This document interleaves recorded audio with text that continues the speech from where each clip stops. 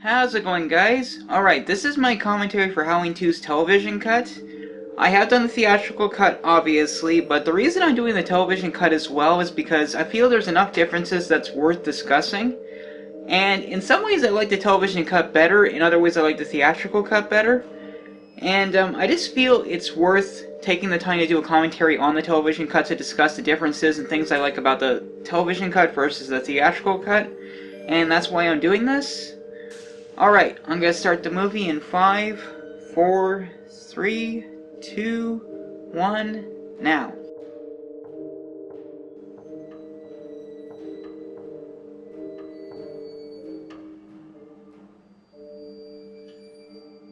There's the Universal logo coming up.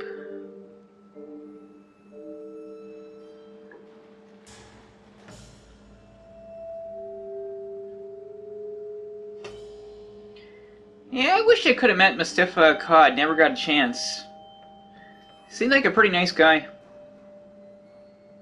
Definitely was the godfather of the Halloween series for sure. Or not godfather, well I guess in a way godfather or father, you know, it's like he definitely was, I'd say, in a lot of ways the guardian. Yeah, one interesting thing is Halloween 2's television cut starts with the actual credits. It's an interesting change. It's nothing major, but it's interesting they chose to do this. Yeah, if I get a chance this Halloween, I'm going to try and carve the Halloween 2 pumpkin along with the Halloween 1 pumpkin if I get a chance. It's not going to be easy, but I think I can do it if I can get the right shaped pumpkins.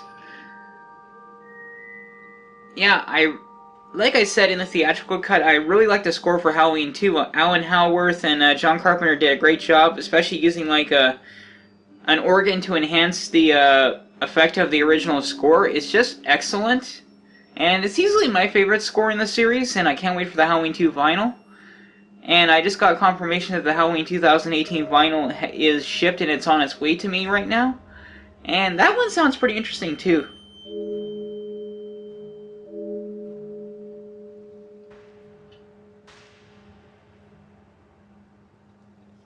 I think another thing too is I think the opening to Halloween 2, like the credits, I think it's my favorite opening, and I really hope the new Halloween 2018 has an opening like this with a pumpkin. I don't know if it will or not, but it would be awesome if it does.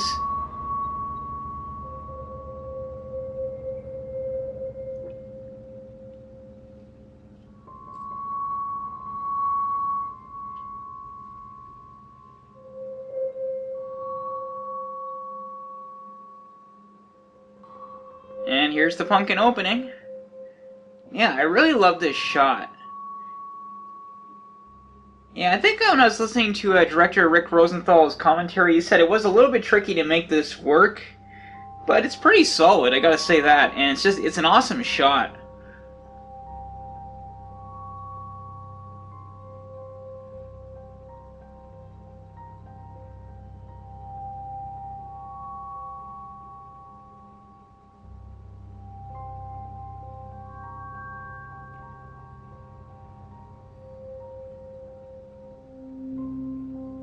So creepy.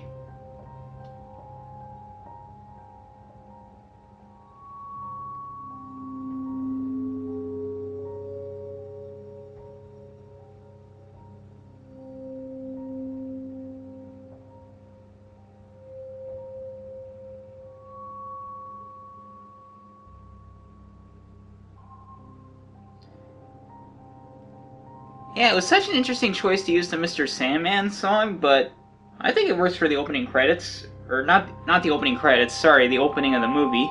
What am I saying? October 31st, 1978. Yeah, this is a great opening shot.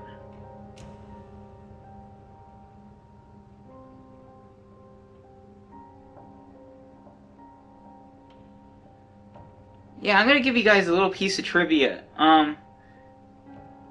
When Laurie's talking to Tommy and Lindsay here, you're gonna notice the dialogue's not quite the same as in the original film. I'm pretty sure this is an alternate take from 78 because I don't think they brought the kids back for 81. I doubt it because they would be 3 years older and they probably wouldn't look close enough in like age to make it work. I could be wrong, but I'm pretty sure it is an alternate take from 78, and the reason I know that is Actually, well, okay, the proof I have is not 100% perfect. I was able to get my hands on an original 1978, or no, sorry, 1981 airing of Halloween on NBC, and it contains some surprises you guys have probably never seen, and I'm going to be discussing that in a special video.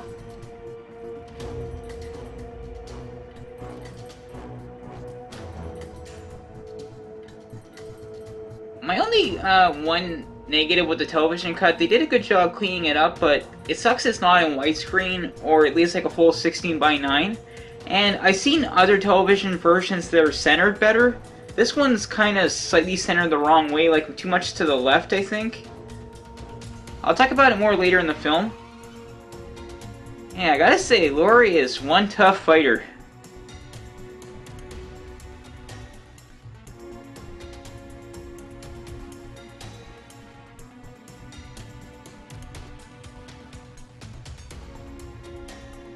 Yeah, that scream's only used in Halloween 2. I guess that was added.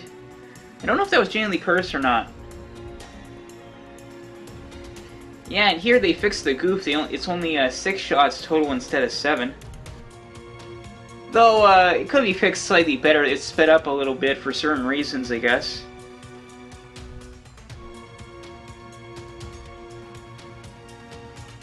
Well, it is not quite correct, but yes, it's definitely the boogeyman, Laurie. And unfortunately, the nightmare is not over for you by a long shot.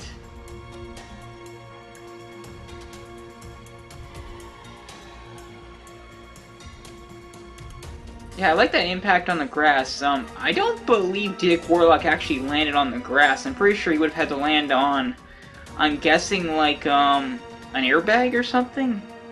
I can't see him actually landing on the grass. I mean, I guess he could survive the drop, but I doubt they would actually let him do it. I mean, unless, like, could they have used some sort of padding? But even then, that'd be a pretty big impact. Because that's at least, I'd say, 10 feet? Maybe 12 feet off the ground? I'm not sure. Oh, yep, here's the nosy neighbor.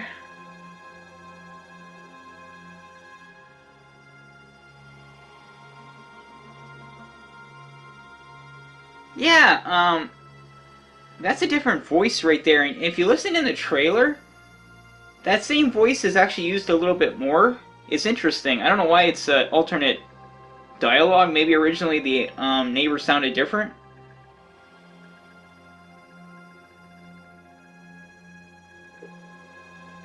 Yeah, and it's interesting how in this cut, it starts immediately after, like Dr. Loomis is gone, but the cops are here and they're getting ready to take Laurie away in a few seconds. I don't know if this was originally, like, in director Rick Rosenthal's director's cut, because we never seen his cut of the film. Like, the television cut, my understanding, is close. It's the closest thing to his director's cut, but we've never 100% seen it. And there is some editing errors, so I don't know 100%. Like, right there, that's an editing error, because, that was actually her in the ambulance a second ago. Not like, inside the house. Like I said, it's funny how you see some, bizarre, editing mistakes. Like, they're not huge, but in some cases it's like, how did they do that? Yeah, you can tell Laurie's been through a lot.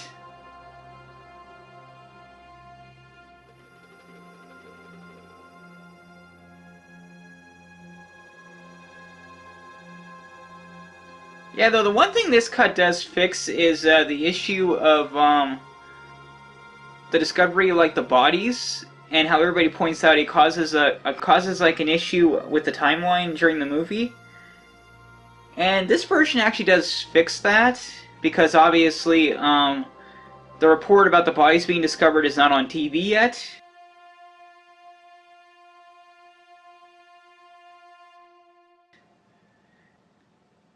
You know, I will say, this version still has a good opening. I mean, the theatrical cut's opening is stronger, like when, you know, Michael goes and steals the knife and all that, and then kills Alice. But in some ways, this opening's really good too. Like I said, you could fix the theatrical cuts. You could fix the theatrical cuts. Like timeline error, but it is tricky. Like, you know, you're damned if you do, you're damned if you don't. You might weaken the opening to fix it. I mean, I admit, I don't think I would. I would leave the theatrical cut the way it is in terms of how it opens, but there's definitely scenes here in the television cut that I would put back in.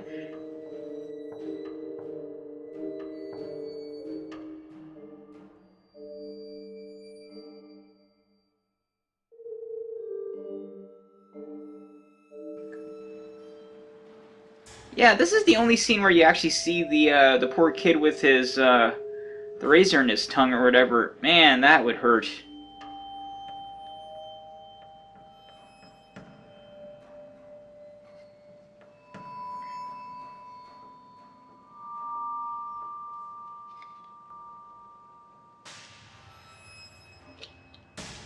Yeah, you're gonna need coffee, alright, Dr. Mixter?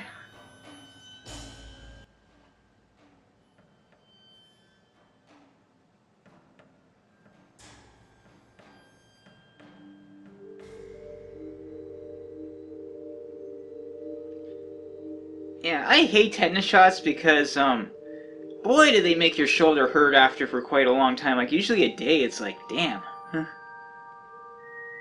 Luckily, you only need them once a decade, but still, it's like, ouch.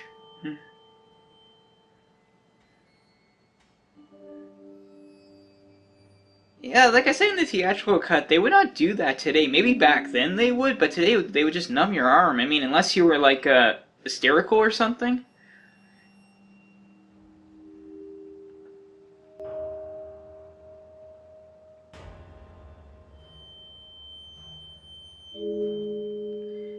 I get why they took this scene out of me. It's not a terrible scene, but you really, I guess you didn't really need it per se. Like, also, yeah, there's a goof there. Like, you kind of, now that she has a bandage, like in some shots she doesn't have the bandage. Okay, yeah, it's too far centered to the left in this television cut. I've seen other television cuts where it's more to the right, and you see more frames. Like, if you guys have seen, like, the movie on AMC, you know what I'm talking about if you compare it to this version of the film. It's a little bit better centered in, the, like, that version of the film.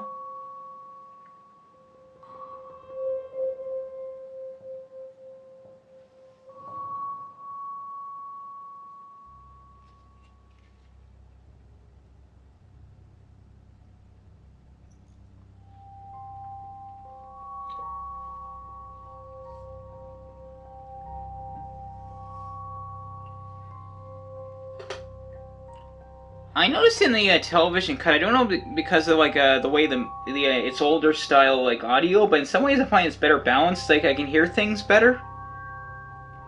Like a lot more voices are more like prominent. I can hear them better.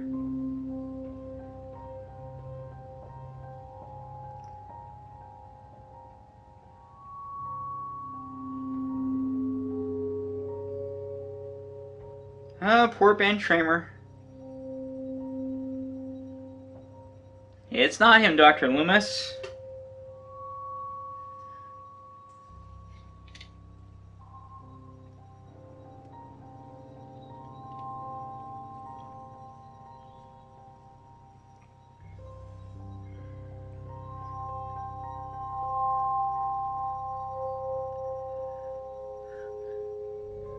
And poor Ben Tramer, he's like, I'm out of here, and then gets hit by the cop. Yeah, guys, the guy that stumbled on the ground right there, that's actually Dick Warlock, who plays Michael Myers. And he also played, like, the guy that was Ben Tramer in The Mask or whatever. Yeah, this is a different take. Or at least, like, an extended take. Yeah, also, Deputy Hunt's performance here is more, dramatic. Some would argue maybe this, take is better. It's debatable.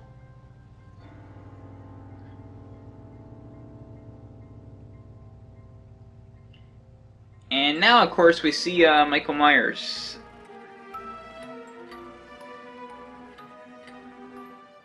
Like I said, this cut, the opening's not bad. It's still pretty good, but I do agree. I think on the way that it is in the theatrical cut is the strongest.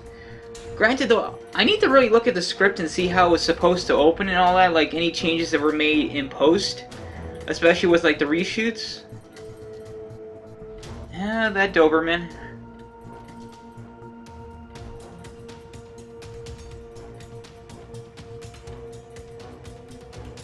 Yeah, there's an extra shot of the Doberman right there. Yeah, you guys will notice right there, they did a pan shot or whatever. Now you're going towards the Elrod house. Obviously, they've cut away the scene where Dr. Loomis meets up with Sheriff Brackett.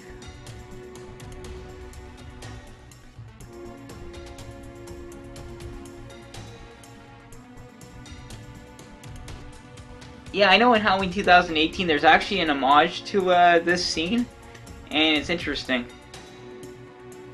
Harold's asleep. Yeah, I can hear him snoring.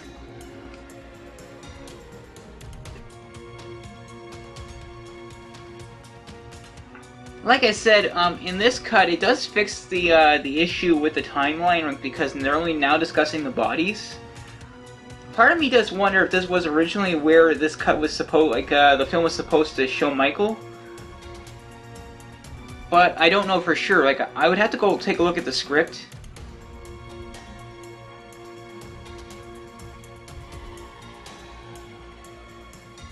Yeah, that's a different camera angle, and they do one bizarre thing right here. I don't know why they chose to do this. I'm just waiting for it. Yeah, she turns around, and they use a shot of Michael later in the film to try and make it look like he attacked her or something. I don't know why they did that. Such a bizarre thing to do. I mean, why would you do that? Yeah, like I said, I'm pretty sure John Carpenter shot this part, because I think this was not in the original script.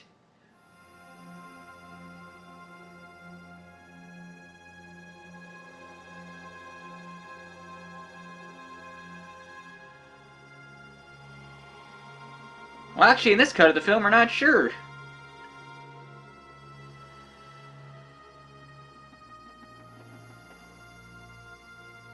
Yeah, one interesting note, in the television cut, Michael does not actually kill Alice, he just walks away. In some ways it makes sense. Granted though, it does create an issue where what happens to the knife then if Michael doesn't use it, so...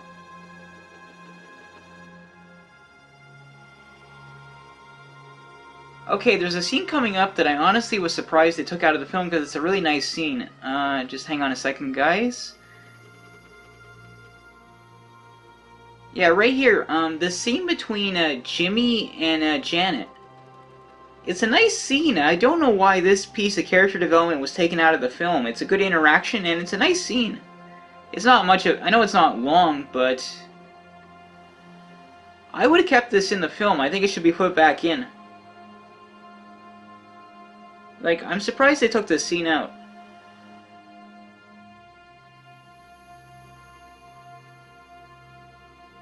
Though there is an editing goof where you see Jimmy walking down the same hallway twice. This scene I don't really like that much. It's just not a major scene, you know, like you see Dr. Mixter questioning himself. I mean, it's not a terrible scene. The acting's not bad, but it's not a major scene.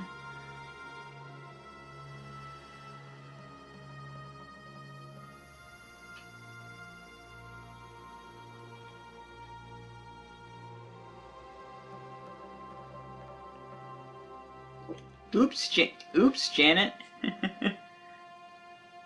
Oh yeah, Dr. Mixter, you're drunk. Or I should say hungover.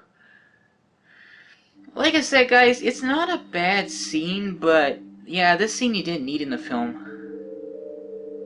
Oh, here's Jimmy checking on Laurie when he's not supposed to.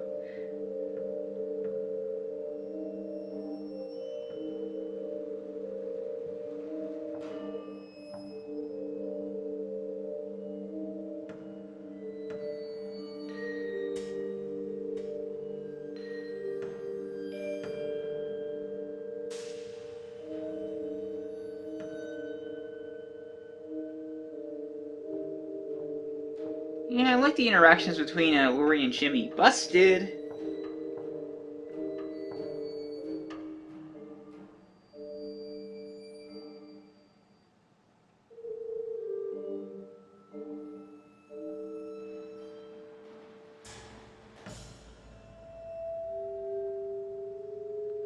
Yeah, these two are just like, okay, Mrs. Alice, get out of the room.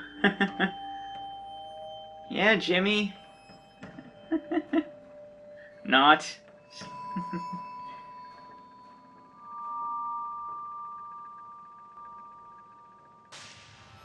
No, get her a Pepsi.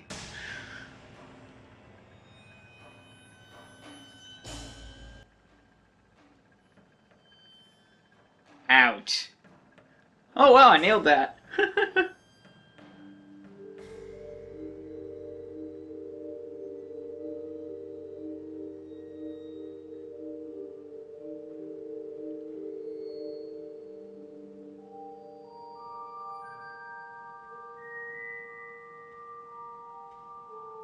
Yeah, this is clearly major news.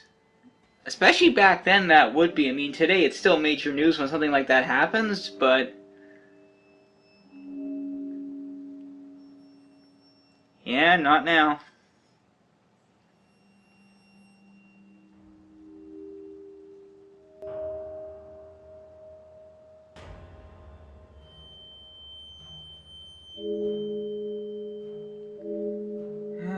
Poor Annie. Yeah, in this cut, they cut most of the reveal out. You barely see her.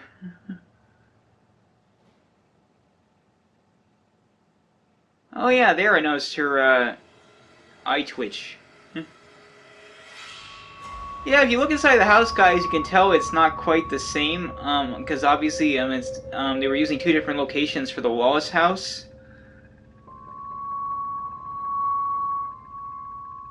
But granted, you know, it's like Halloween 2, they're not gonna 100% think of that, so.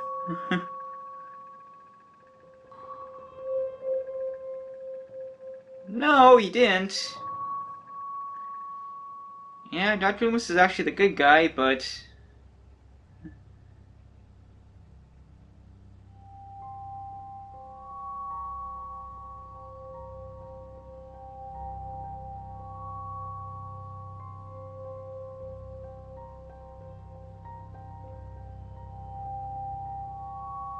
he is an animal.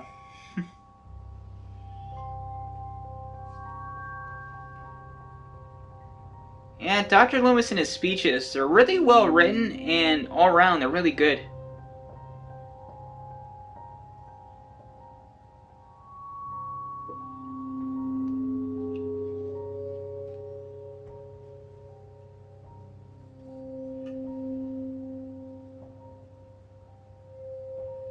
Yep.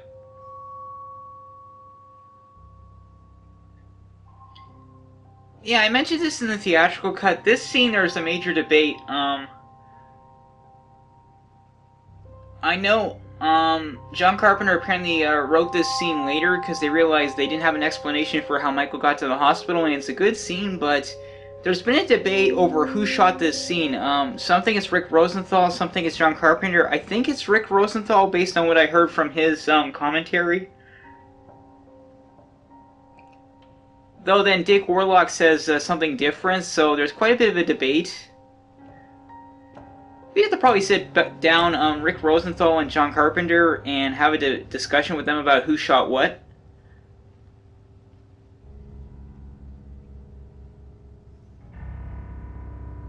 Yeah, never be late for Mrs. Alvis. Yeah, never be late for Mrs. Alice, Karen. But of course, she promised her friend that she'd take her home, so a promise is a promise. I admit I would do the same. Even if it got me in trouble.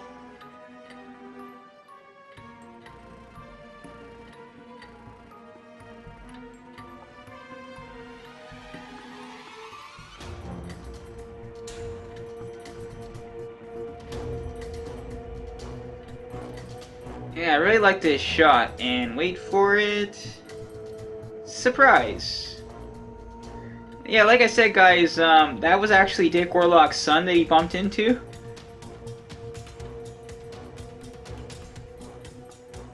And there is an homage to this scene in the new film, and I'm glad they did that.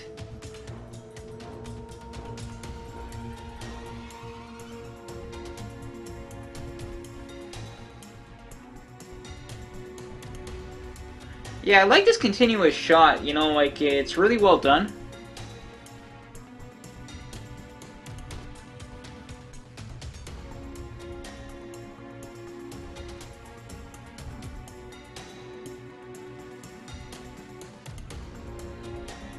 Yeah, someone wonder if those 3 kids became Michael's victims or not. I don't think so, but you know, you wonder. It's like, oh yeah, I'm gonna point out something, guys.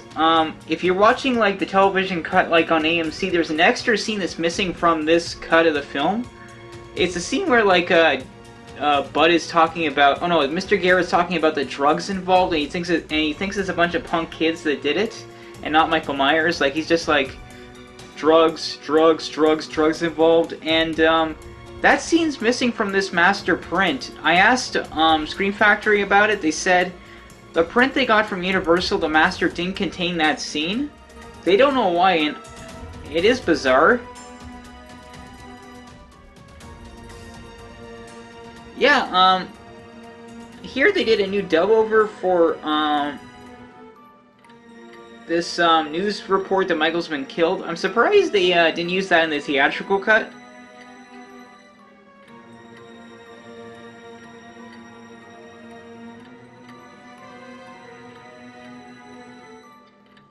Oh yeah, and here he's gonna talk about drugs and punks again. Teenage punks on drugs. Yeah, I don't like this scene. Like, we definitely didn't need it.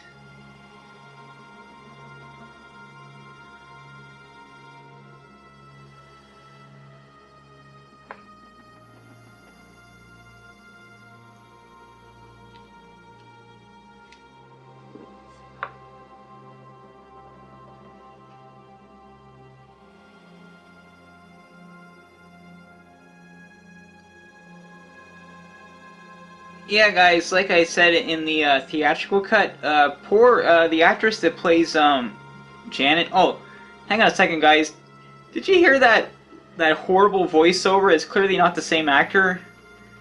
They're gonna use it again in a second. I don't know why with a lot of television films that they use these like different voice actors that don't sound the same as the original cast members. Right there, that sounds so different. Yep, Janet's pissed.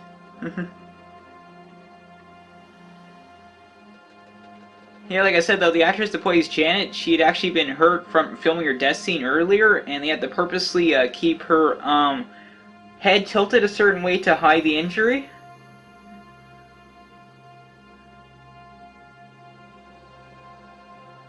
Karen's like, okay, is something up with you?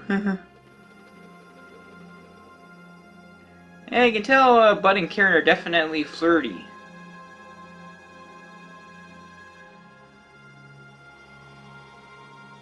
God, this sounds so different than the actual actor.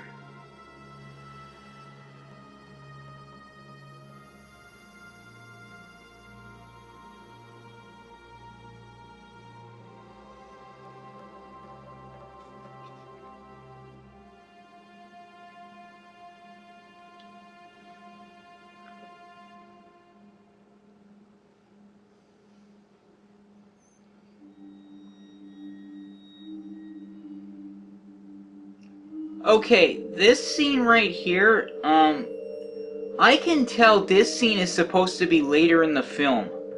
I'm pretty sure there was another scene that was supposed to be a part of this, but, actually no, I think that scene might also be later, but anyway, Nurse Karen would not be ready yet, and also, this is actually the same floor where the nursery is, it's just, they kind of disguised it a little bit. One thing that I do like about the scene is, the staff in the hospital think Michael Myers is dead, so it kind of gives them a false sense of security. And I do like the scene. And okay, this part on is using the theatrical cut right here. Like I said, it's interesting that they'll use part of a scene in an entirely different location in the theatrical cut, but when you cut away certain scenes, you can take advantage of certain shots and use them for something entirely different.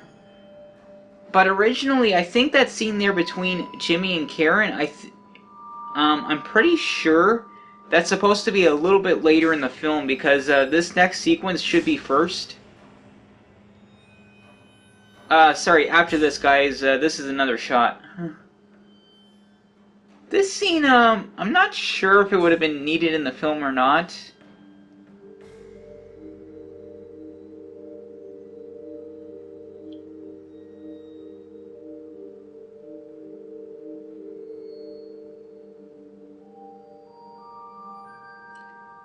gonna point out though, how would she know how to call them? I mean, what's she gonna do? Look in the phone book? Well, I guess, yeah, I guess that's an option, especially in a small town.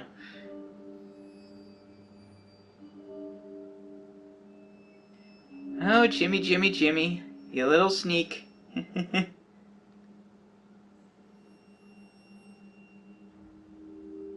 Busted.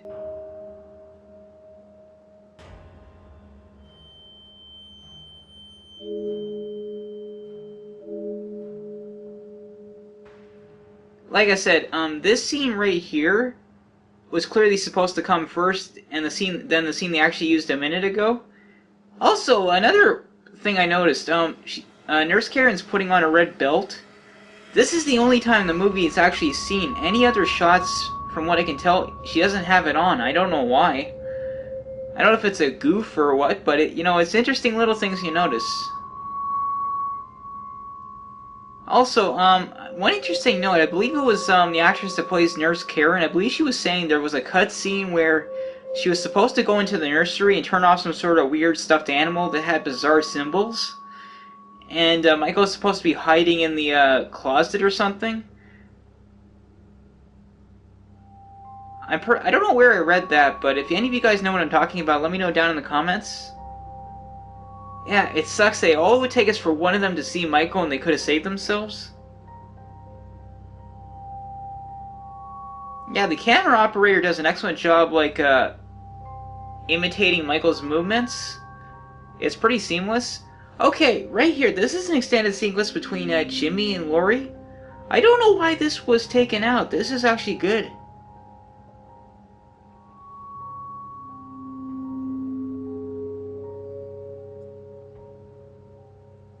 Yeah, I don't know why they would take this part of the scene out. It's actually really good. I mean, it's not a major difference, but it does give Lori like a little bit more, and more interaction between Lori and Jimmy. It's a good scene.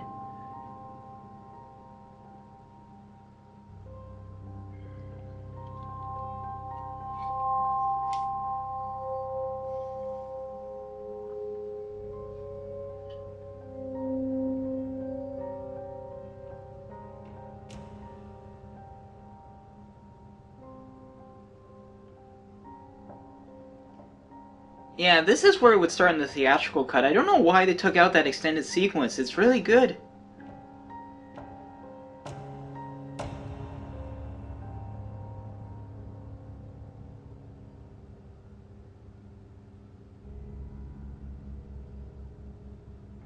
One thing I will say though, the music cues in Halloween 2, they're really well executed, especially with their timing. It's like every scene you hear a music cue, it's perfect.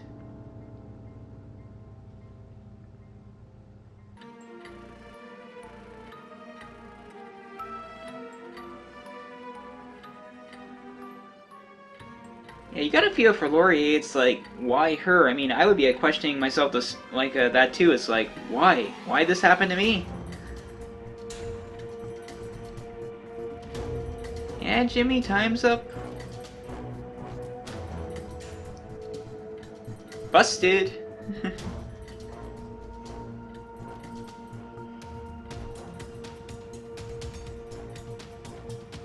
She does have a point.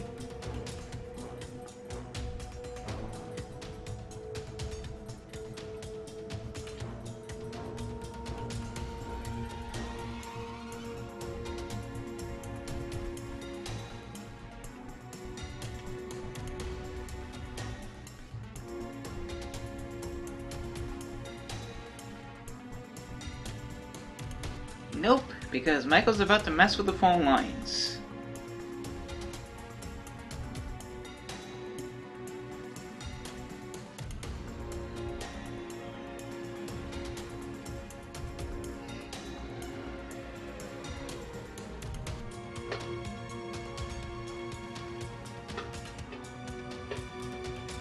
Yeah, Janet, Mrs. Alice gave you an order.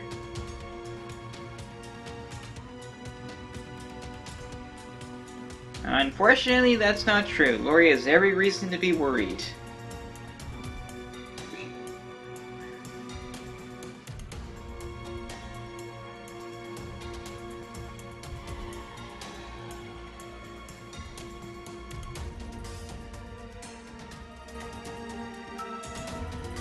Yeah, you gotta feel bad for Laurie. It's like she knows something's not right. But everybody else is clueless, for the most part. But like I said, though, if that scene had been included where they talk about how there was a news report that Michael had been killed, it would at least show that these characters had more reason to be less concerned. Yeah, that's an extended line right there about apparently there's a phone box in the storeroom, and it explains why Mr. Garrett would have to go check the storeroom, and I'm pretty sure that's the same actor. Yeah, there's some editing goose right here. And there's going to be another one in a minute.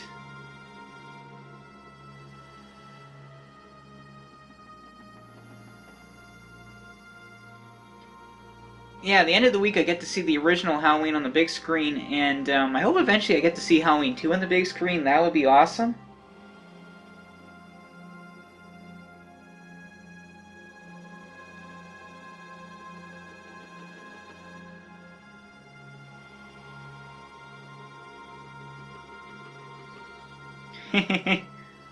Friggin' cat. Well, I also love cats, so... It's funny the way they... I think it was a black cat. Yeah, it was. Though funny though, they cut out the scene where you see a little bit of blood inside the dumpster. It's like... It's funny some of the stuff they cut out in this television cut, and more. I'll talk about that more later.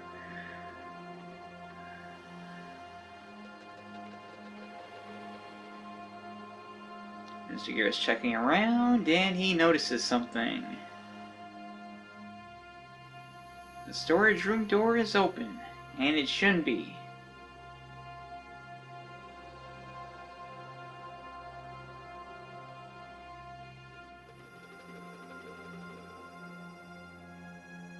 I don't think I would go in there. I probably would go call the cops. Or, well, no, obviously you can't. Okay, I would get in my car and I would go go to the sheriff's office and get somebody.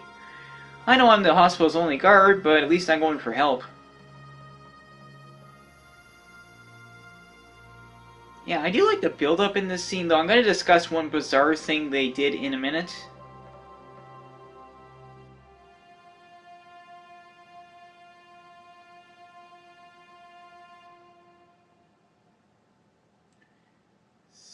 Somebody's in there.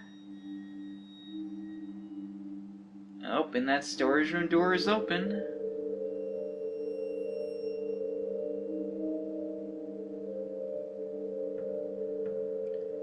But of course, now it's closed.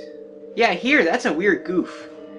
This scene's supposed to happen earlier, and I don't know why somebody didn't catch that. It's like... Were they trying to make it look like, you know, it's like him thinking or something? Yep.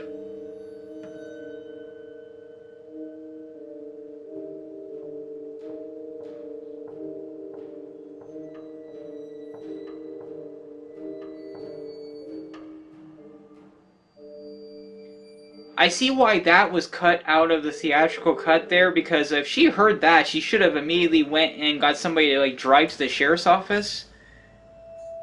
Because she could clearly hear it, so it's like... I see why that was cut out. It's like... She should not have heard that. Otherwise, she would have gone... Otherwise, like, she would have told somebody and they would have got help.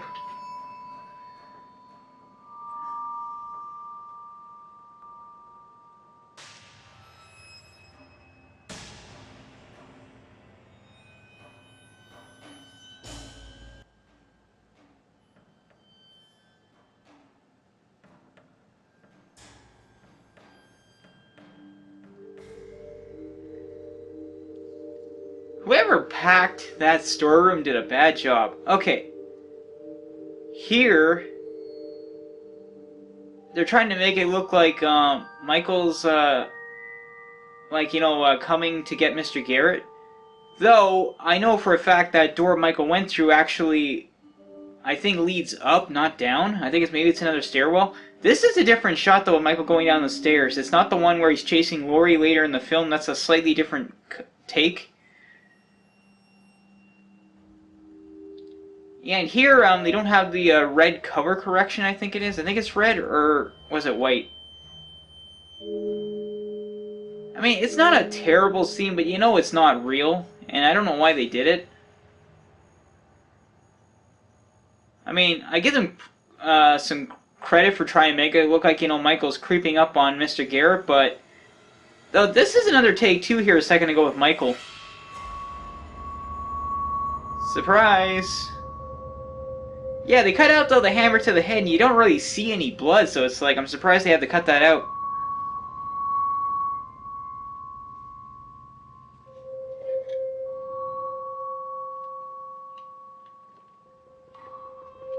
Okay, this scene right here, there's one major problem. Nurse Jill should not be on the phone. Because Michael's already cut the phone lines, so that doesn't make sense. Other than that, this scene's really good. I mean, you could edit around that, like you just had to make a slight edit to get around them showing Nurse Jill on the phone. Yeah, there was supposed to be a scene before this, I think, where the reporter there, jeez, what's his name? The reporter in Halloween 2, I can't think of his name off the top of my head, and we just heard it earlier in the film, sorry guys. Anyway, he came to the hospital with his news crew and Jimmy talked to them, and he told them that Michael was dead. And that scene was cut out of the movie, and it's never been released. I am surprised, though, that this scene was cut out of the movie, because it's a pretty good scene. I mean, I would make some slight edits to it, shave off a couple things, but it's pretty good. And, like, I like seeing Laurie's dramatic performance right here.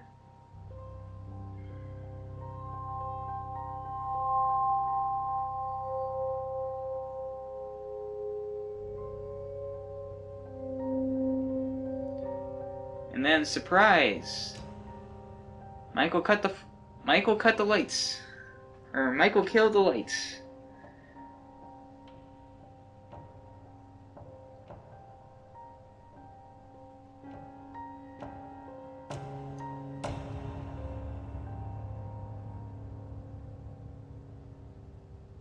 Yeah, she says, "Oh God," right there. I'm not sure why exactly. Like, I would probably make some slight trims to that scene to make it work a little bit better. Yeah, right here you're gonna see a different take of Dr. Loomis. Yeah, like right there, his reaction's a little bit different.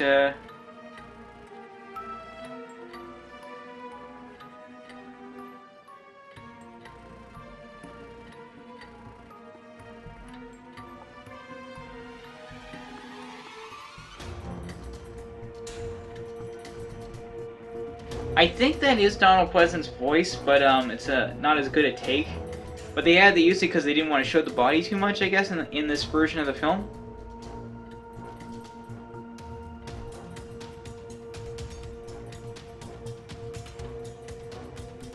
I have to give Deputy Hunt credit for believing in Dr. Loomis, especially after everything that happened.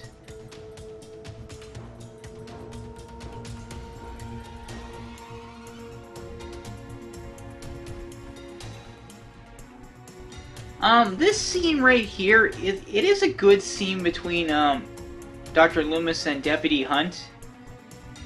I'm not sure if I would keep it in the film or not. It is a good scene, it's a debate.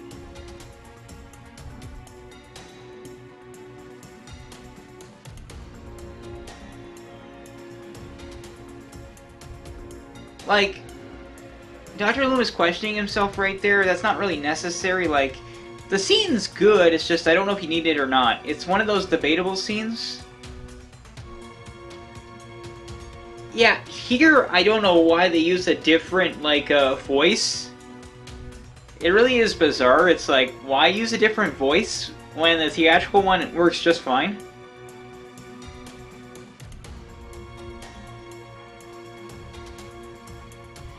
Yeah, I like that green tint in the car. Yeah, it looks pretty cool. I wonder if they had to modify the car to do that. Maybe.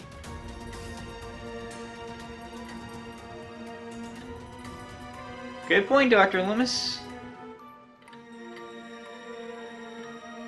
And that crowd is pissed. But honestly, I wish I could be in the crowd.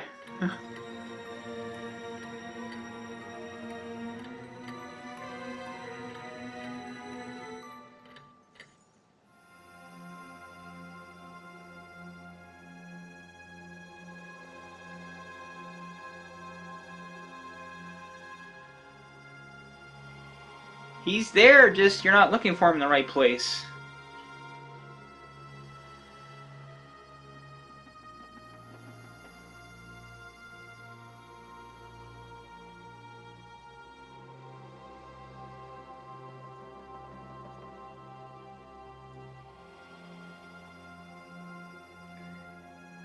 Yep, that lighter is going to be very important later for Dr. Loomis.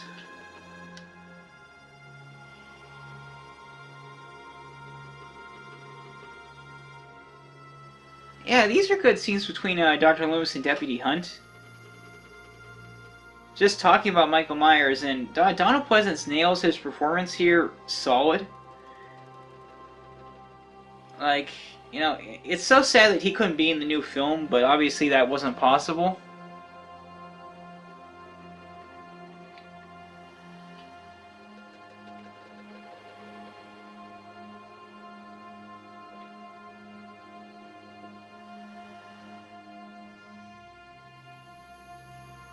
Yeah, I pointed this out in the theatrical cut. The guy on the right, I'm pretty sure that's Dick Warlock's other son.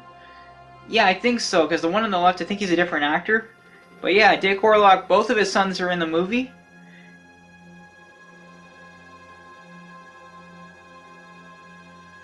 Yep, now they know. Ben Tramer. Poor guy.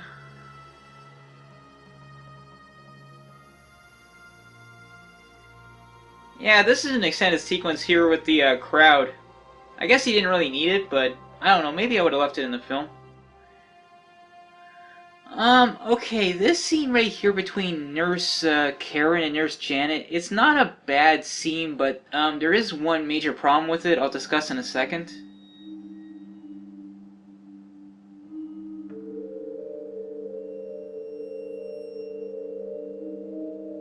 You see, if Nurse Janet knew somebody broke into the storeroom and then, Mr. Garrett kind of disappeared, they would not be so, like, casual about it. It's like you think somebody would have been like, maybe go check on Mr. Garrett, or maybe somebody go to the cops. Like, I see why this scene was probably removed. At the same time, though, there is some creepy parts of the scene I do like right here when Nurse Janet talks about Lori freaking out.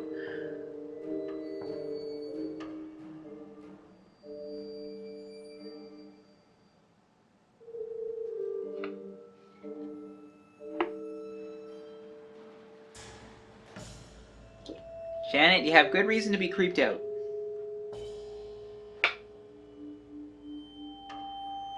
Unfortunately, you won't.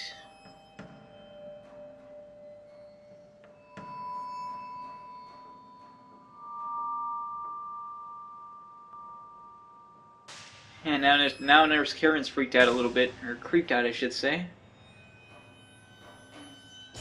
Ring.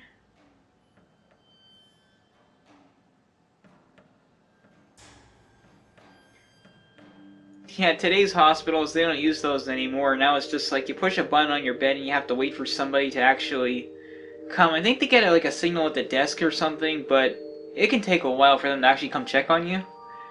Like, one thing, like I mentioned this in the theatrical cut, a lot of people complain about how the hospital in Halloween 2 should not be so deserted at night. But I've been a patient in a hospital at night. I'm telling you, there's not that many doctors on the patient floors. I mean, the ICU, that's a different story, but the patient floors, like where you're non-emergent, there's not that many staff members around. So, believe it or not, it's a lot more accurate than you think. I mean, obviously in this hospital, it's a little more empty than it should be, but it's more accurate than you think.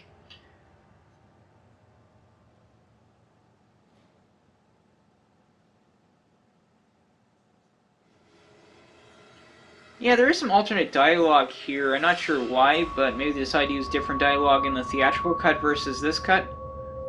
Because I know in the theatrical cut, she says, "What an imbecile," and I don't know why they didn't use that. Instead, she actually says, "You jackass."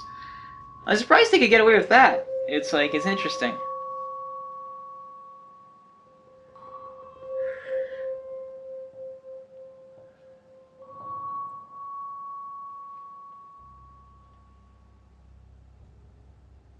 They have good reason to be.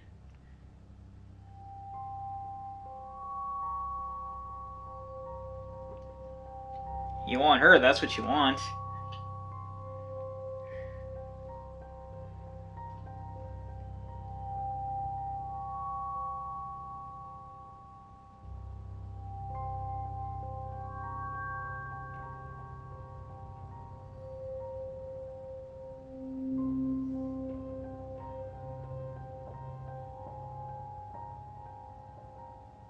I do like this extended scene a little bit, like her just having to think about it. I don't know why they didn't take it out.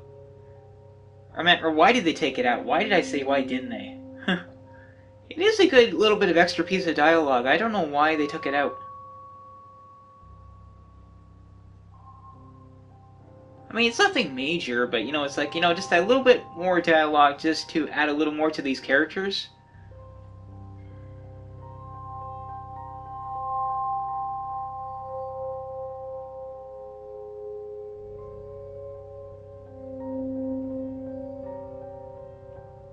Yeah, there's no music right here in this cut. Yeah, and there's an extended sequence here of Nurse Karen walking into the hydrotherapy room from a different door. I don't know if I would have kept this part of the scene or not.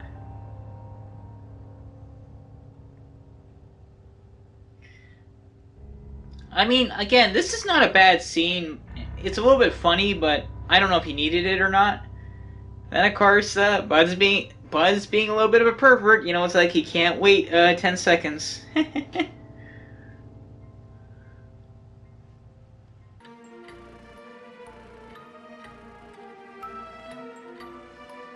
Yeah, it's still bizarre though how they had to make the water so cold. It's like you think they could have at least had a room temperature. I mean, I don't know. I'm not a cinematographer. Like, I don't know why it had to be cold. Like, it's like I'm not saying it had to be like super warm. Just like just okay enough to where they're not freezing. But yeah, that water was really cold.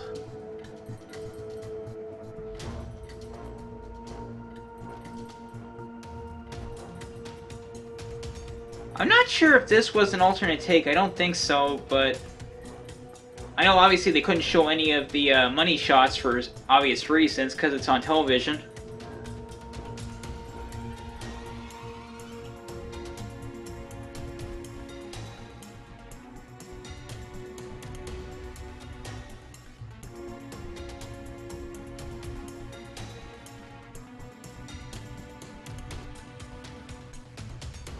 Yeah, I don't know why they changed some of the sequence here about where Michael starts turning on the heat or turning up the temperature. I don't know why they changed things around a little bit.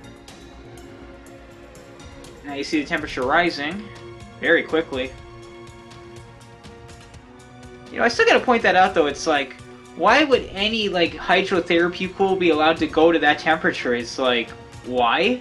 Why is there not a safeguard in place? She does have a point, bud.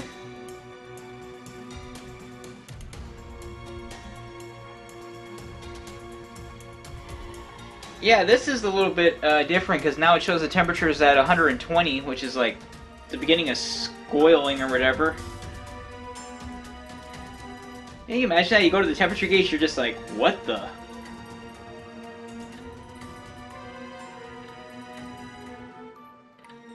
Yeah, I think that is the same scene. They just pushed it in a little bit because they couldn't let, obviously, they couldn't show anything. Yeah, it's still ironic how Bud gets a very quick death, but Karen's gonna get a very brutal one.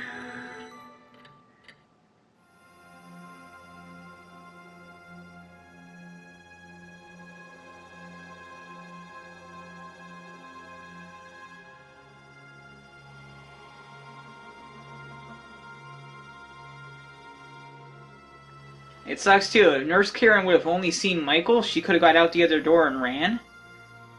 But she didn't see him. Till it's too late.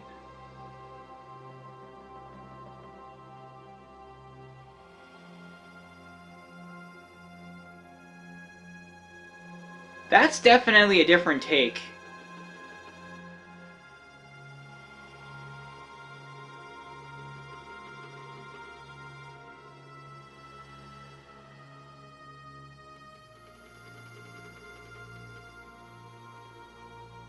Yeah, that's bizarre right there. Why would Michael just turn away for a second? Yeah, there it shows the temperature gauge almost at 140. Though I prefer the way it was done in the theatrical cut.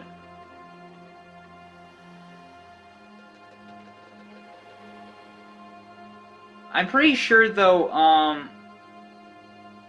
yeah, I'm pretty sure originally her death was that violent. I don't think that was just something they did during reshoots. Yeah, I do find these school scenes interesting. Some people complain that they weren't necessary, but I think it was interesting that Michael went there and did what he did. I guess the only question is, when did Michael exactly go to the high school no, I think that's elementary school.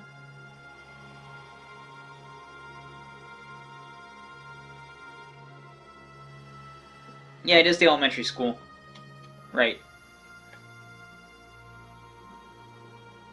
Yeah, like I said, guys, apparently Sam Hain is not how you say that word. It's like Sahan or something, but I'm sticking with Sam Hain.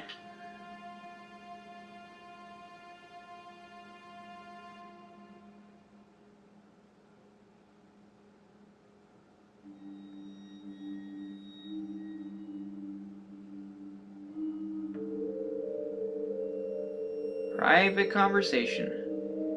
Yeah, in this scene you don't see, you can't see, Deputy Hunt, because the camera is narrowed, because this is 4:3. I think if it was more centered to the right, like it should be, like in other cuts of the television cut, you would see Deputy Hunt, I think. I'd have to check.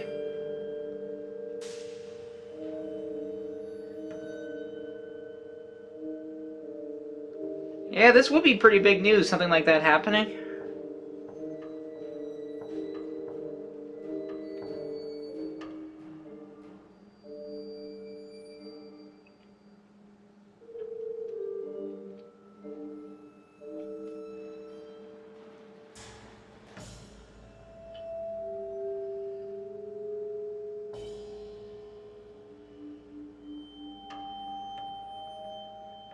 If I was Dr. Loomis, I would have just gone out the back door in a second when she tells him that the marshal's there to take him back. Like, I'm surprised Dr. Loomis didn't just go out the back door.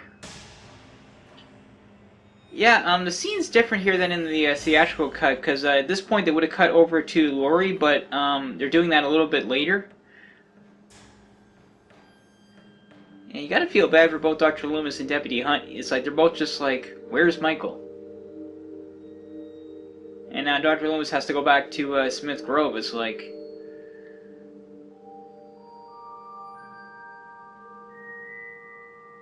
yeah, you gotta feel bad for Dr. Loomis.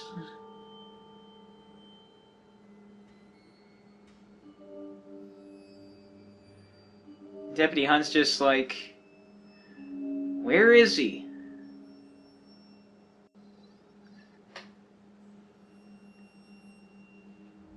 Yeah, it's interesting how all of this is now playing out instead of like what's happening at the hospital in the theatrical cut. Like they changed things around a little bit.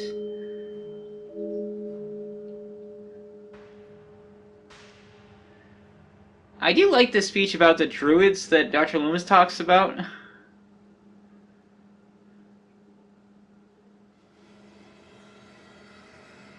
Yeah, this is a creepy scene, but all around I really like it.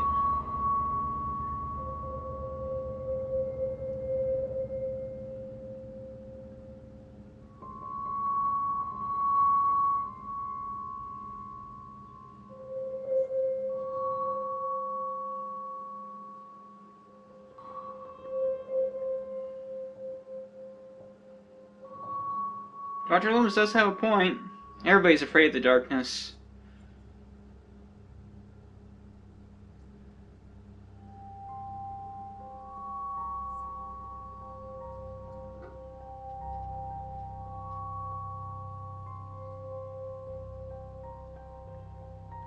Some do complain that, this scene feels a little bit forced. I don't think so. I think it's a good way to reveal Laurie's lineage and only to Dr. Loomis. Like, there is an argument to be made that, not seeing Laurie's reaction to it does kind of hurt the movie a little bit. Maybe it does, but I guess the question is, like, where could you really find an opportunity to tell Laurie that, oh, by the way, that guy trying to kill you is your sister? Or your brother? What am I saying? You know, it's one of those debatable things. Like, maybe it should have been in the film. You know, Laurie finds out that Michael's her brother, but I don't know where they could have placed it. Okay, here they say 8 miles. The reason they did that is because obviously the editing's different. But still, I think that's still a goof because 8 miles is not much different from 3 miles. Like, if they said maybe 15, that would have sounded a little bit like more plausible because like they're only heading back now. And 8 miles doesn't seem that long, and like I said, now we're back at the hospital, and oh yeah, instead of security camera, now they show Michael instead just walking through the hallway. It's a good shot too. Well, it's the same shot, but we just see it in the security monitor in the theatrical cut.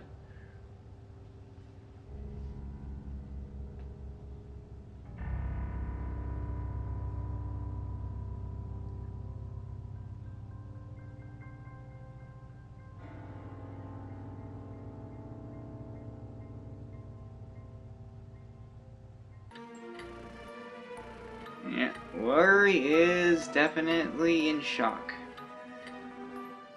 At least, I don't think she was faking it. No, I don't think so, but maybe she was able to recover from it, because sometimes, like, reactions to drugs, you can recover from it on your own.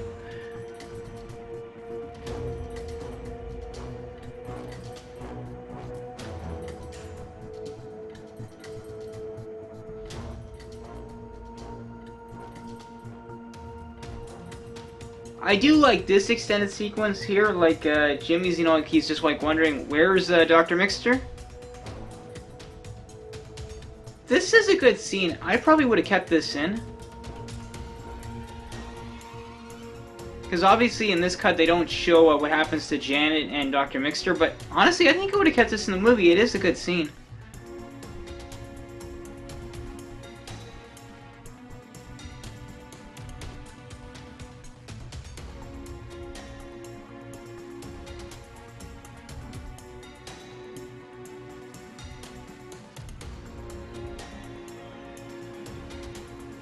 The only thing I could think of why they may have taken it out of the movie is they didn't want to necessarily explain why Laurie's like that. Not 100% anyway, that way when she suddenly recovers, like, there's not a big, like, how could she recover from, like, an anaphylactic reaction on her own? But some people can, so it's like, granted, we never 100% knew what's wrong with Laurie in that scene. I would have probably kept it in.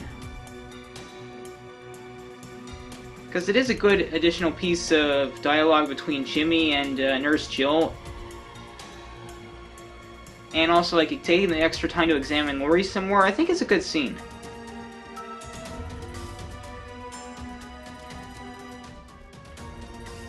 Yeah, here's where they put the dream sequence, and I see why they did it in a way, but it doesn't really work.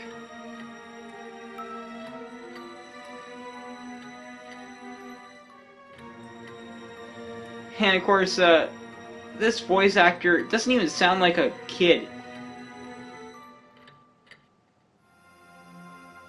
I swear, it doesn't even sound necessarily like a girl. It's like such a bizarre choice for a voice actor. It's like they couldn't find somebody better.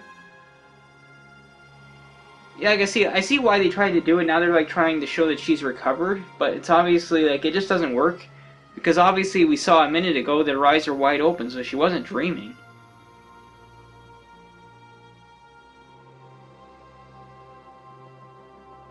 And there's Nurse Jill going down the hall, and there's Michael creeping around the corner, keeping an eye on her. That's a great shot. Very creepy.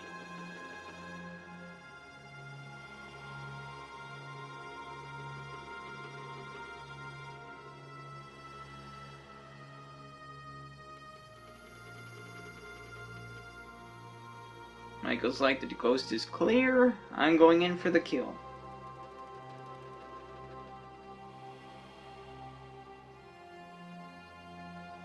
Yeah, I'm pretty sure this is a different take of Michael opening the door. It doesn't look quite the same as in the theatrical cut. Yeah, they actually edited out Michael stabbing the bed. I don't know why they had to do that. I do like this part where Michael's angry. I'm surprised they didn't keep that in the film. I would've, but that's me.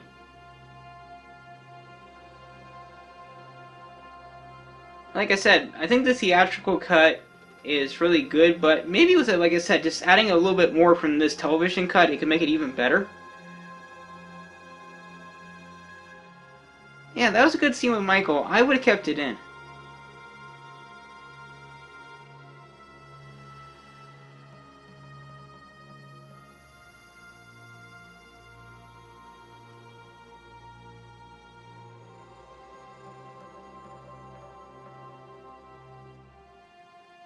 She is for now.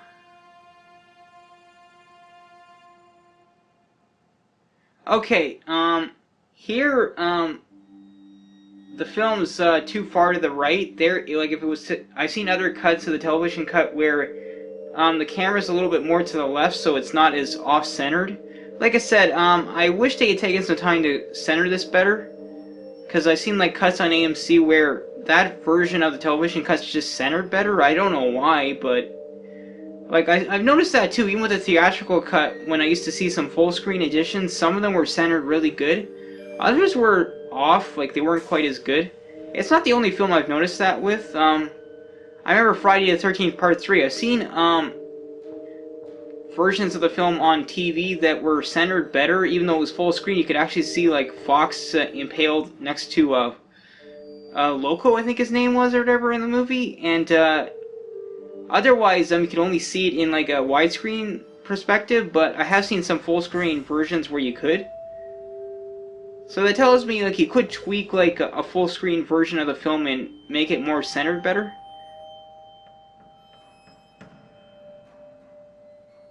I do like this scene with Laurie here, but honestly, I don't think I would have kept it in the film. The primary reason is, Laurie's like, she's not super loud, but there's definitely a chance Michael would have heard that, so I would not have kept it in the film.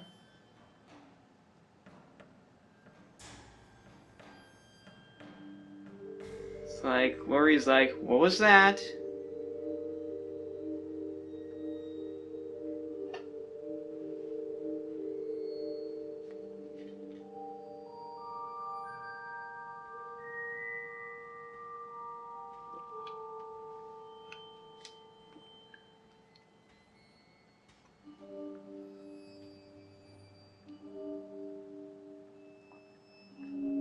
I could imagine audiences the first time, like she's going to the door to check, they're just like, oh my god, is Michael gonna be there? Obviously he's not, but it's just like, close call.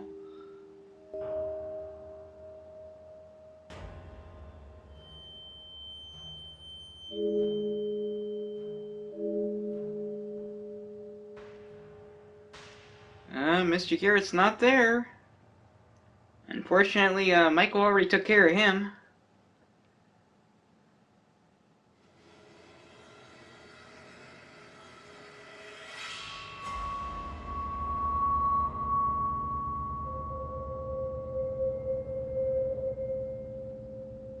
Yeah, I like that shot on the monitor of Michael just walking around. And like now you realize, oh man, he's actually a lot closer than you think.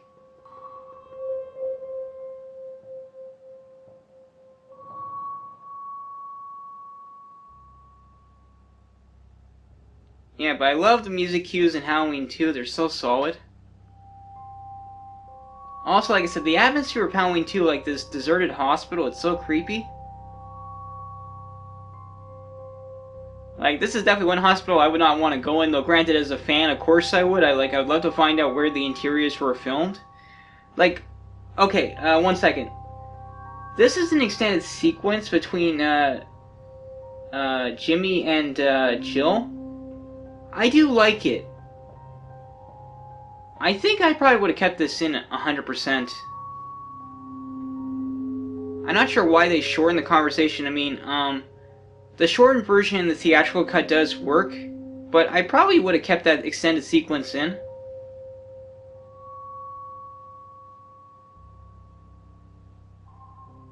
I mean, I guess it's not super mandatory, but I probably would have kept it in. But granted, even the shorter version does work, because obviously the intention is if they don't find anybody, then Jill's gonna go for help. But of course, in that extended sequence, they're starting to question things more. They're just like, what's going on here exactly? Just unfortunately, Michael happened to hear their conversation. Okay, here's an extended sequence of Jimmy looking around the hospital, but granted, this is actually the same hallway where Laurie's room is. They just disguised it as like a different floor. I get why though. They only had the hospital they were using. I think they only had limited usage, like they could only use certain areas, so it makes sense. I don't know if I would have kept this scene in the movie or not. This is not really mandatory per se.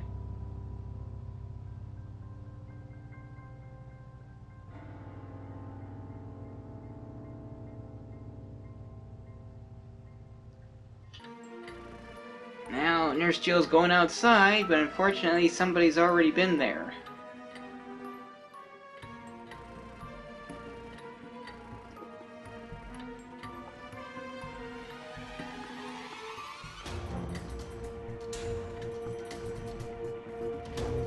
It's like, why is my car not starting?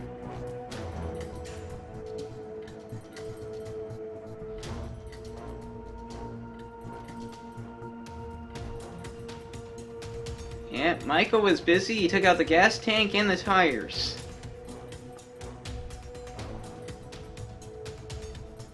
He must have done that quick. But granted, that wouldn't really take that long to do. I mean, you're talking planting a few tires. I mean, still, that's creepy. I don't blame Nurse Joe for running back inside. Unfortunately, though, that wasn't the right move. Granted, though, part of me does wonder, though, if Michael was outside watching her to see what she would do.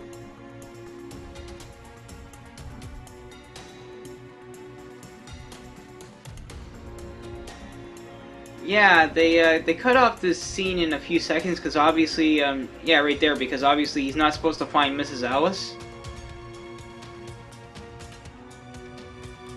Part of me does wonder if Laurie had stayed in that room all night, would she have been okay, but probably not. I'm sure eventually Michael would have just started looking in random rooms and eventually found her. I mean, unless she hid under her bed, that might have been her best bet, but... Yeah, I love the music right here, it's so creepy.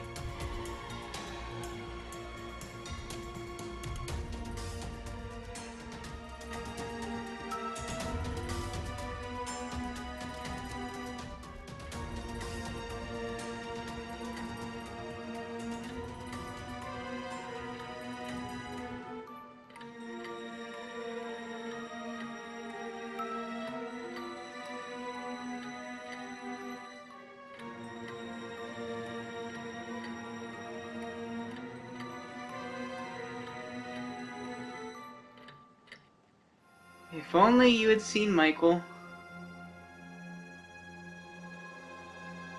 Yeah, one thing I noticed in this version is... I don't know if originally Nurse Joe was supposed to survive her injuries from Michael, because right there she, like, moans. I don't know if that was originally in the film or if that was just added afterwards, I'm not sure. Honestly, though, I think she was dead either way, but, you know, you wonder, it's like, originally was she supposed to live? Like, you know, maybe she survives the attack? Yeah, like I said, I think this is my favorite chase sequence in the entire series. It's just so chilling.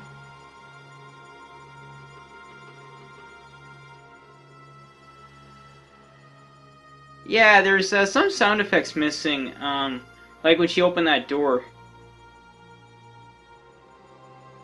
I'm not sure why. Could have been when they were re-editing, I don't know. Yeah, that door too. Could you imagine, like, being chased by Michael like that? I mean, it would be so terrifying. There's Michael's Halloween decoration. Yeah, I realized I used to have a light like that, or I think my grandfather did. Similar. There's Michael.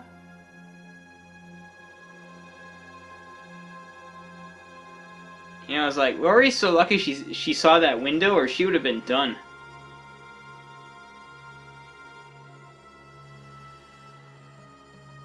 Talk about close call.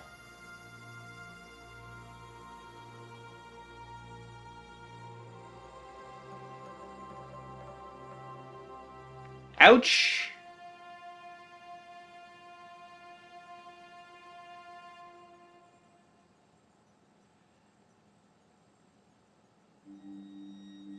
Okay, I think I know what they did there. I think they used the stunt woman when she had to drop, but then they had Lori like pretend to fall in some boxes, or like Jamie Lee Curtis to fall in some boxes to finish the scene. So I was trying to figure out exactly where that cut was. I guess now I see it.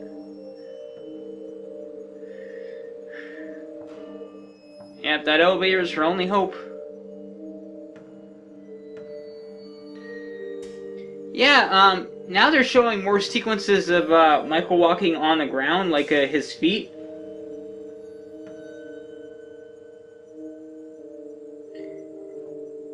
Yeah, now they're showing us a different perspective. Yeah, I noticed they seem to cut out Michael holding the scalpel. Like, I guess they didn't want to show it. Uh, right there, that was an extended sequence of Michael going towards Lori, but in the wrong spot.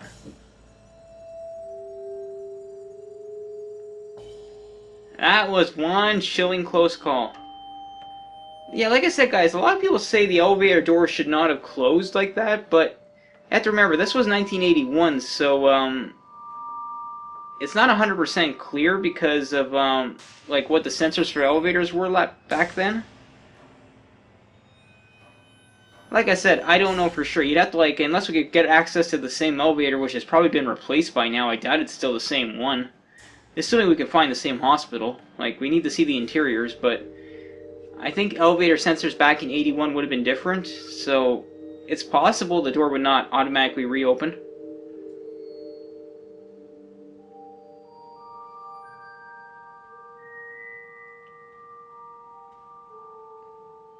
Laurie's got to be so terrified, but at the same time, like, her adrenaline rush is worn out. Like, you know, she only has so much adrenaline, so... It's like, I know, some people do argue, it's like, why didn't Laurie not just run to town? It's like, she has a cracked ankle, and her adrenaline can only last for so long before she's gonna have to take a rest.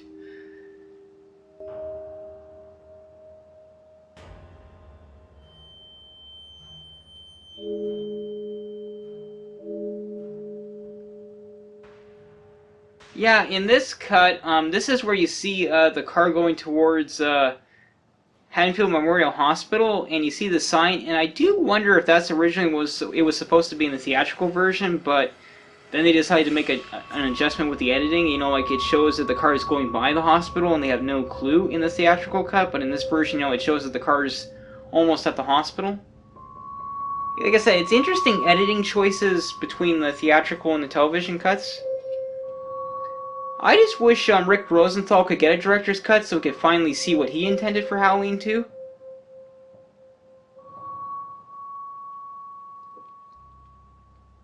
Because, like I said, we never got to see, like, his director's cut, so...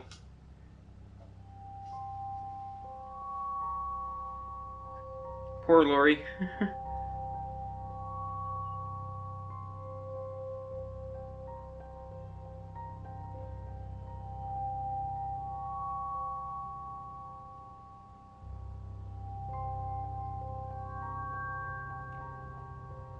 You heard the man.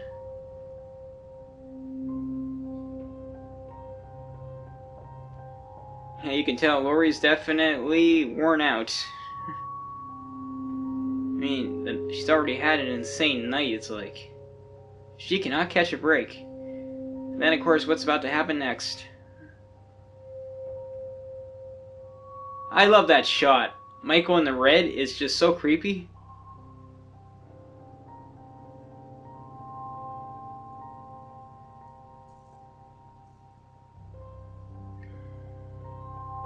Yeah, this is another one of my favorite chase sequences. It is terrifying.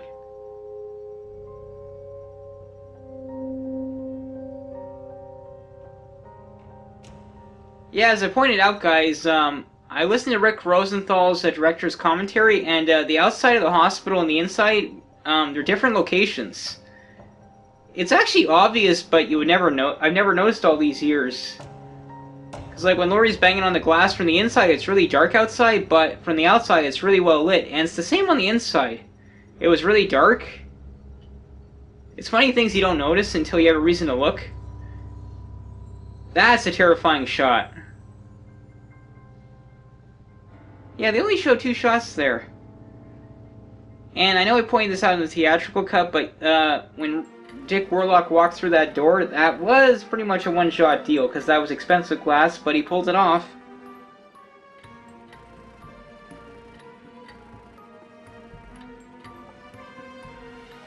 I'd listen to Dr. Loomis if I were you. Unfortunately, you don't, but...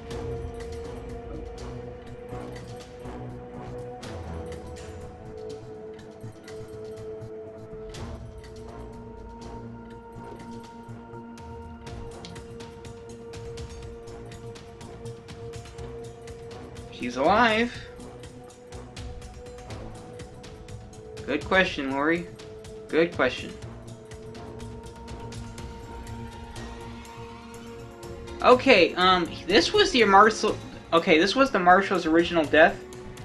Now, it was always assumed that Michael stabbed the Marshal in the back, but now that we can see it in like a higher resolution, my understanding is apparently that's actually a gunshot wound. Apparently, Dr. Loomis would fire his weapon, and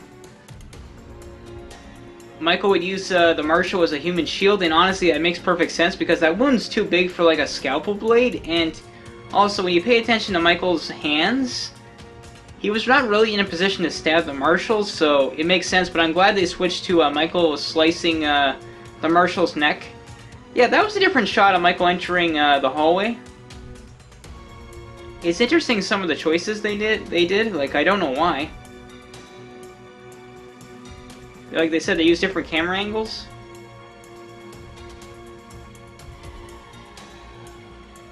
Yeah, they're just like, we're screwed.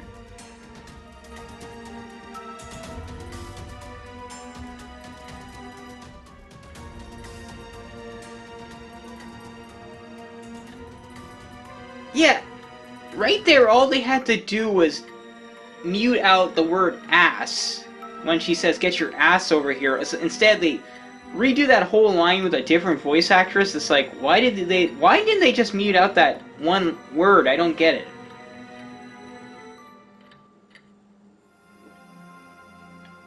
Yeah, and here they use a different camera angle of Michael entering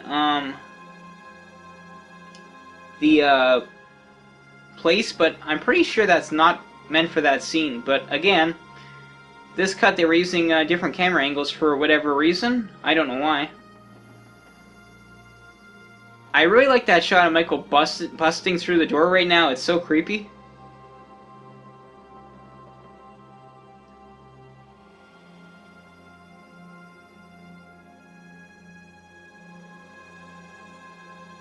It's like he's coming in.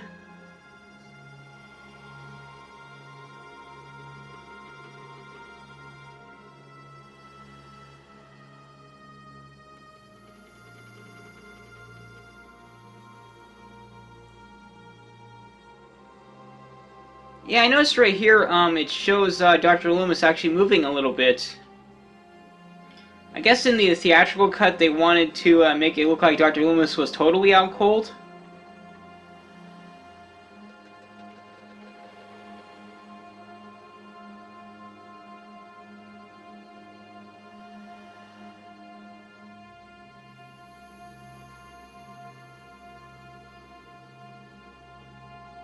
Nice shot, Lori. I still want to get that Trick or Treat Studios Halloween 2 mask eventually. Yeah, here they use some different camera angles again. I think they didn't want to show the face too much. Yeah, here's another sequence. Jimmy's still wandering around the hallways. They were trying to make it look like, like Jimmy heard the gunshots or something and he's heading towards them or something.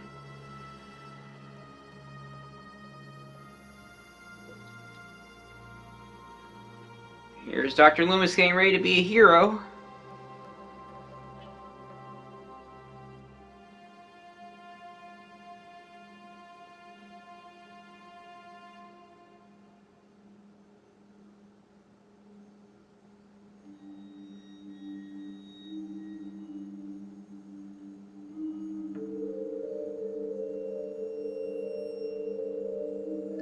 Yeah, it's interesting seeing a lot of the additional camera shots that were not used in the theatrical cut.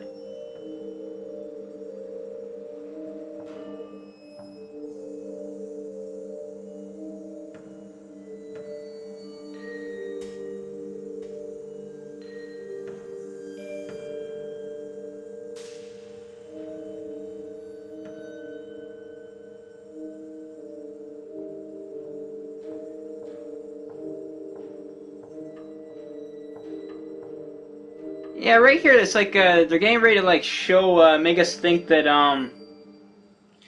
Jimmy falls not because of, slipping in, her blood, but because of, the explosion.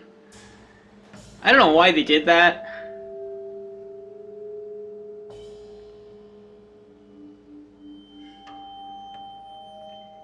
Yeah, you also see some additional, sequences of the explosion right here. Like, right there.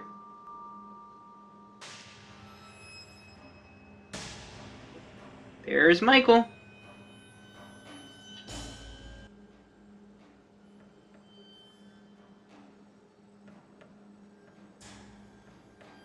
You know, I just realized something.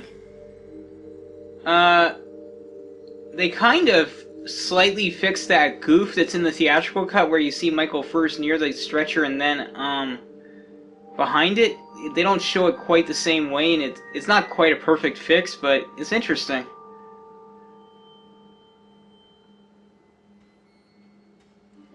WWAR Special Bulletin.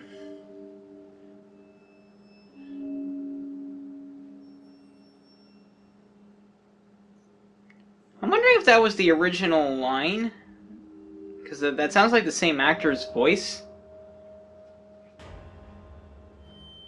Or is it a different take? I'm not sure.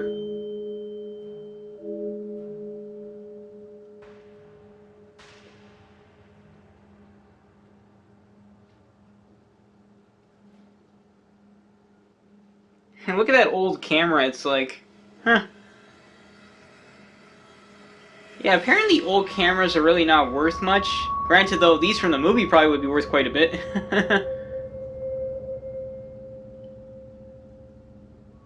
That's right, here in the television cut, they give Laurie a happy ending. Though, there is a version of the scene where, when the sheep pops up, there was actually a little bit more music, like a sound effect, to make it look a little more scary, and, Laurie would say Jimmy or something. It's on the deleted scenes in the, 30th anniversary, Blu-ray set, but not in this version. They don't use the sound effect here. I guess it depends on which version you watch. I do like this ending, but at the same time, I do like the one in the theatrical cut too, so it's a debate, like, I don't know, maybe I would have kept this, maybe I would not have. I'm not sure. Like, what do you guys feel? Which ending do you prefer? The theatrical or the television cut? I'm mixed.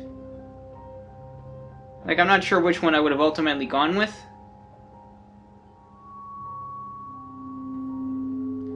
Alright guys, that was Halloween 2's television cut. Honestly, overall, it's even though there's a lot of editing mistakes and some interesting editing choices, it's still a pretty good cut of the film. There is definitely some scenes I like from the television cut that make the movie better. Obviously, this version, the gore's toned down and all that. You don't see a lot of deaths, but they had to do that on purpose. I think if some of these television scenes were put back into the theatrical cut, it would make the movie stronger. Like the scene between Jimmy and Janet, that was a nice little scene. The scene where Laurie does flip out, that's another good scene, though I would have to edit that scene a little bit to make it work better. Also, I like the scene where Nurse Jill is examining Laurie more thoroughly, and you know, like Jimmy's like, "Where's Dr. Mixter? Where's Dr. Mixter?" It's like there were some really good scenes that I'm surprised didn't make it into the final film. But at the same time, there is some scenes that are problematic, which I am glad were not kept in the film. At the same time, though, I would be curious to see what Rick Rosenthal's director's cut would look like, because obviously the television cut's not quite his cut of the film. I don't know exactly what his director's cut would be. Would you guys like to see Rick Rosenthal's director's cut? Let me know down in the comments. I don't know if it would ever happen, but I would like to see it.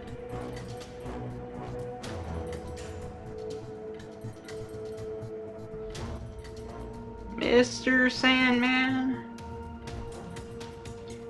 Like I said, guys, Halloween 2 is my personal favorite, though it is a tie with the first one. Like, I almost wish they would make a version of the film where they edit 1 and 2 together into one ultimate slasher. like over 3 hours or whatever. That would be intense.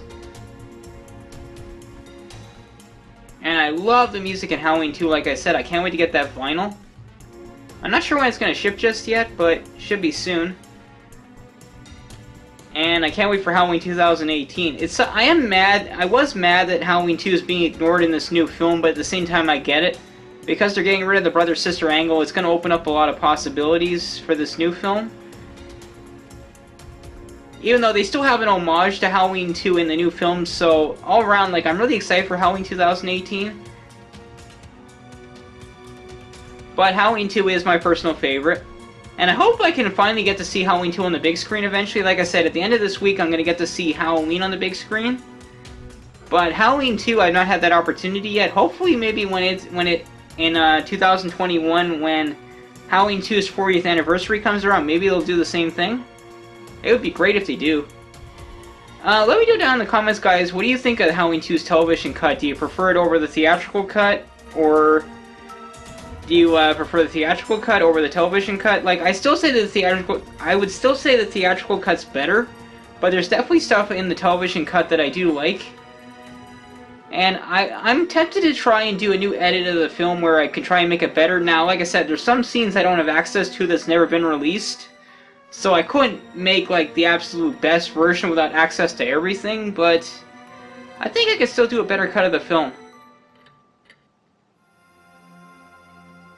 It is funny, though, you know, John Carpenter does not really speak highly of Halloween 2, but the quality is still there. It's like, he may not think this is a very good film today, but I have to disagree with him. I think it's really good. I still say it's the best sequel. Alright, guys, that's the end of my commentary for Halloween 2's television cut. Tomorrow will be Halloween 4, The Return of Michael Myers. I will talk to you guys later. See ya.